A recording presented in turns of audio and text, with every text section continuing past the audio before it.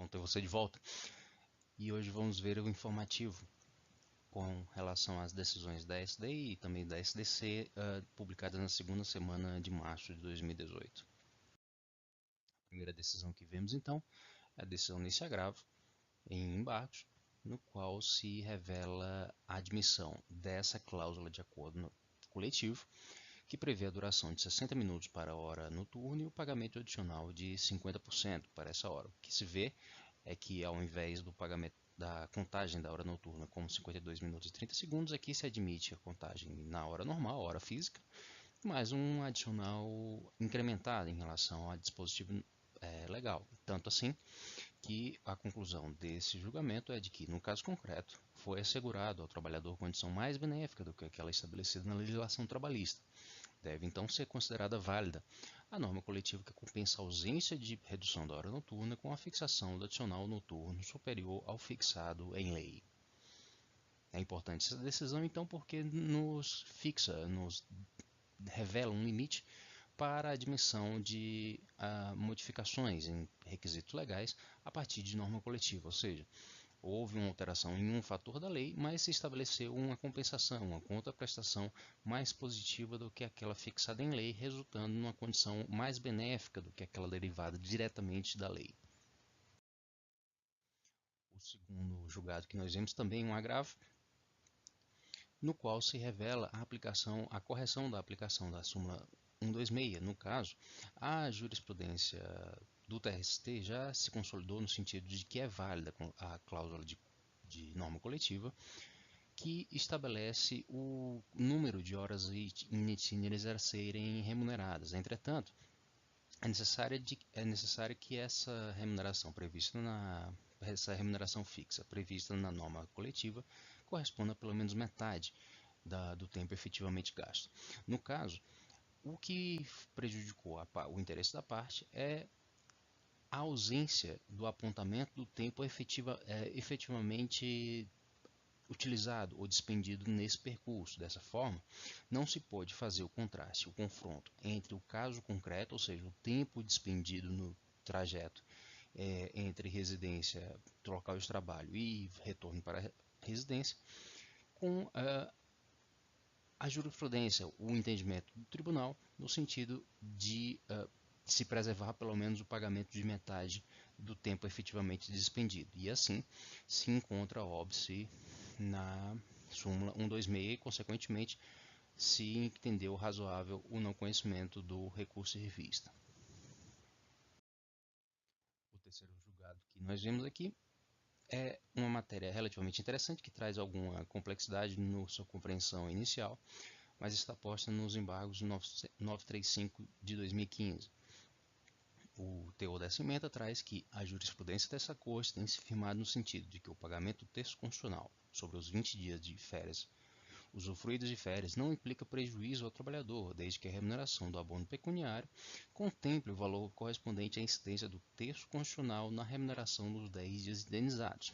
O que essa demanda reflete, na verdade, é uma pretensão de alguns trabalhadores de que o valor do abono pecuniário, ou seja, daquele período de férias que é vendido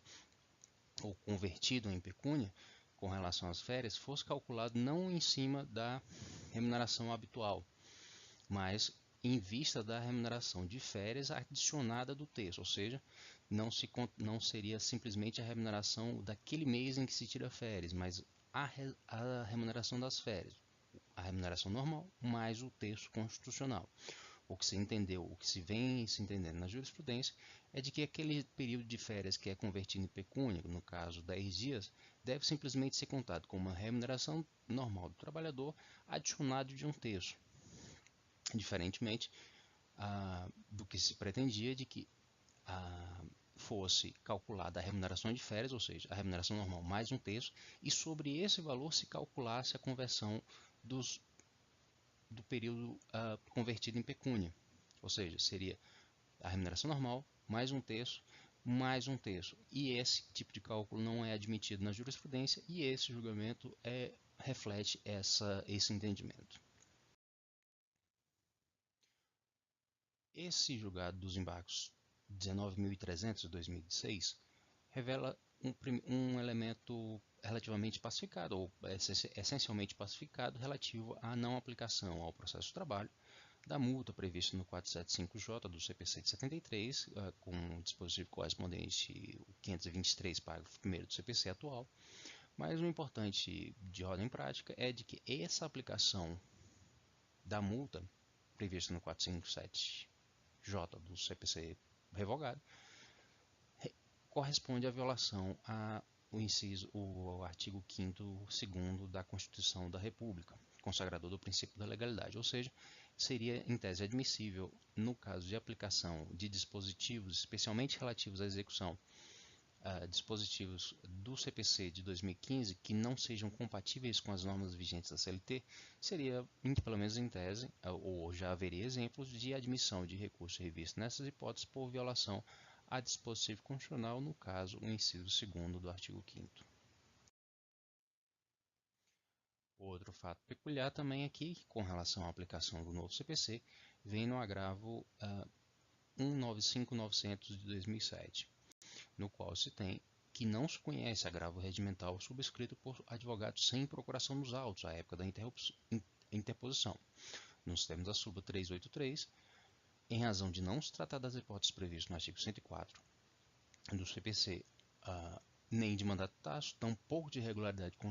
constatada em instrumento de mandato já constante em ato, mas de ausência de procuração, otorgando poderes ao sobrescritor do recurso, inviável cogitar a designação de prazo para o saneamento do vício na representação processual. Ou seja, o que se está querendo dizer aqui é que todas essas possibilidades de saneamento de irregularidades na representação processual devem ser verificadas em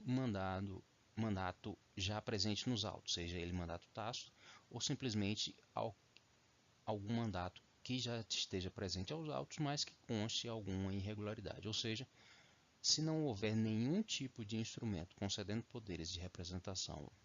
àquele subscritor do recurso, vai-se haver a possibilidade de não conhecimento do recurso sem necessidade de concessão de prazo para saneamento dessa irregularidade. E, finalizando, vamos ver dois julgados da SDC, na verdade. Aqui primeiro, esse aí é o 47 de 2016, no qual se confirma essa noção de que a mesma cláusula de instrumento normativo que estimula a preferência de contratação de trabalhadores sindicalizados afronta o princípio da associação e da liberdade sindical, tal como exposto no inciso 20 do artigo 5º e no inciso 5º do artigo 8º da Constituição Federal, tal como já consignado na orientação jurisprudencial número 20 da SDC, ou seja, não só a cláusula que proíbe ou somente autoriza a contratação de trabalhadores sindicalizados, mas também aquela que estimula a preferência por contratação de trabalhadores sindicalizados, é compreendida como uma violação da livre associação sindical e do exercício da liberdade sindical no sentido negativo, ou seja, de não se obrigar o trabalhador a associar-se a um sindicato. E o último julgamento que vemos hoje, também da SDC, no RO 11.433 de 2016, é mais importante com relação ao efeito que foi extraído dessa ação anulatória, ou seja, se confirmou que a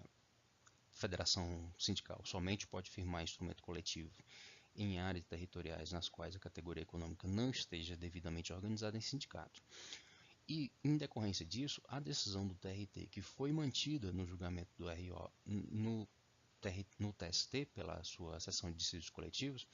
foi simplesmente decretar a nulidade parcial dessa cláusula da convenção coletiva com relação à área de abrangência onde haja representação própria de sindicato local. Nesse caso, então,